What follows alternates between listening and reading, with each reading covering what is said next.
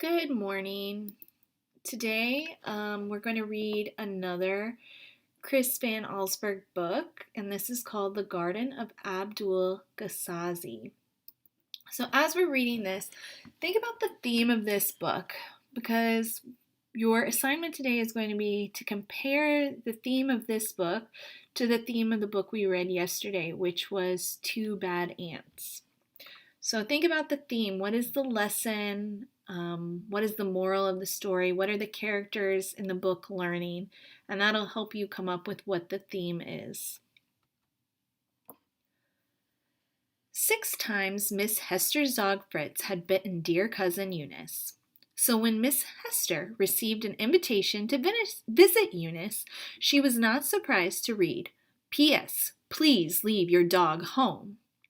On the day of her visit, Miss Hester asked young Alan Mitz to stay with Fritz and give him his afternoon walk. As soon as Miss Hester left, Fritz ran into the parlor. He loved to chew on the chairs and shake the stuffing out of the pillows. But Alan was ready. All morning long he kept Fritz from sinking his sharp little teeth into the furniture. Finally, the dog gave up and fell asleep, exhausted. Alan took a nap too, but first he hid his hat under his shirt, hats being one of Fritz's favorite things to chew. An hour later, Alan quickly awoke when Fritz gave him a bite on the nose. The bad-mannered dog was ready for his afternoon walk. Alan fastened Fritz's leash, and the dog dragged him out of the house.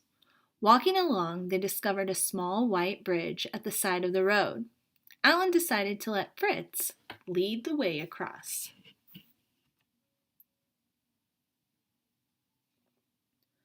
Some distance beyond the bridge, Alan stopped to read a sign. It said, Absolutely, positively, no dogs allowed in this garden. At the bottom, it was signed, Abdul Gasazi, retired magician. Behind the sign stood a vine-covered wall with an open doorway. Alan took the warning quite seriously.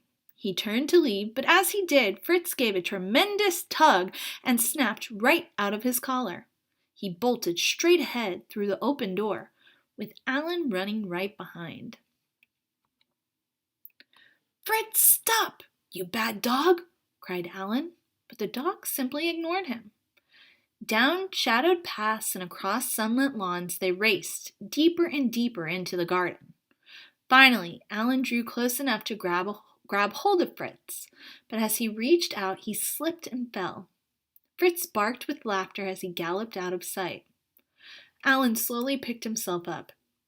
He knew he had to find Fritz before Mr. Gasazi discovered him. Bruised and tired, he hurried off in the dog's direction.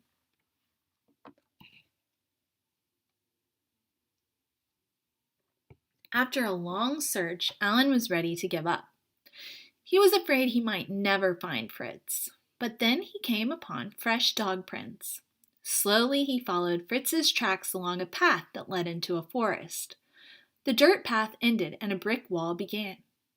There were no more tracks to follow, but Alan was certain that Fritz must be just ahead. Alan started running. In front of him, he could see a clearing in the forest. As he came dashing out of the woods, he stopped as quickly as if he had run up against a wall. For there, in front of him, stood a truly awesome sight. It was the house of Gasazi. Alan nervously climbed the great stairs, convinced Fritz had come this way and been captured. The boy's heart was pounding when he arrived at the huge door. He took a deep breath and reached for the bell, but before he touched it, the door swung open. There, in the shadow of the hallway, stood Gasazi the Great. "Greetings, do come in," was all that he said. Alan followed Gasazi into a large room. When the magician turned around, Alan quickly apologized for letting Fritz into the garden. He politely asked that, if Mr. Gasazi had Fritz, would he please give him back? The magician listened carefully and then, smiling, said, "Certainly, you may have your little Fritzy. Follow me." With those words, he went to the door and led Alan back outside. They were walking across the lawn when suddenly Gasazi stopped by a gathering of ducks.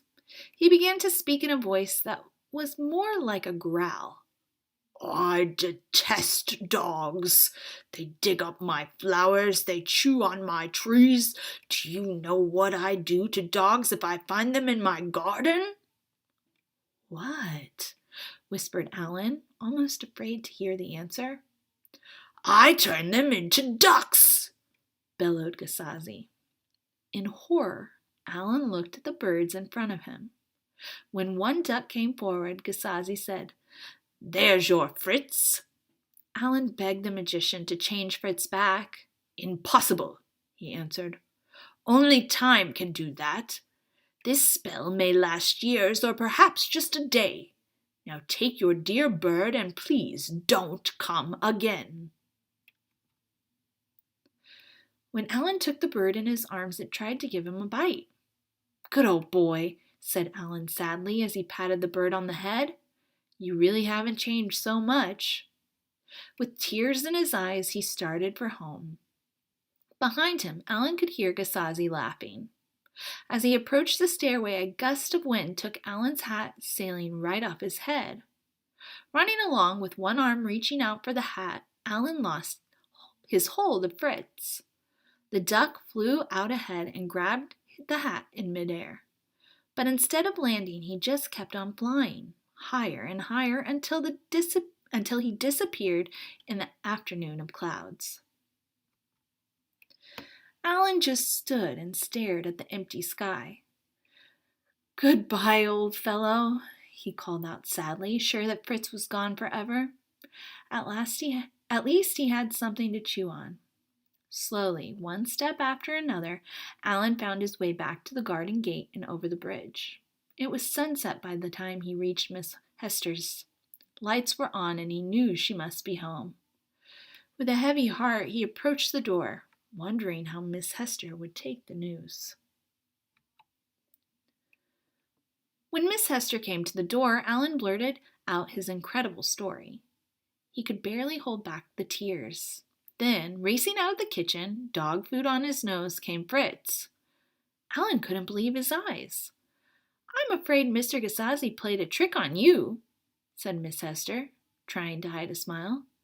"Fritz was in the front yard when I returned. He must have found his own way home while you were with Mr. Gasazi. You see, Alan, no one can really turn dogs into ducks. That old magician just made you think that duck was Fritz." Alan felt very silly. He promised himself he'd never be fooled like that again. He was too old to believe in magic. Miss Hester watched from the porch as Alan waved goodbye and hurried down the road to go home. Then she called out to Fritz, who was playfully running around the front yard. He came trotting up the front steps with something in his mouth and dropped it at Miss Hester's feet. "Why, you bad dog," she said. "What are you doing with Alan's hat?" The end. So think for a moment about what is the theme of this book? What are the lessons that the characters learn? What is the moral of the story? Think about it. It might be a little bit difficult, but you can ask your teacher and your classmates for help if you need it.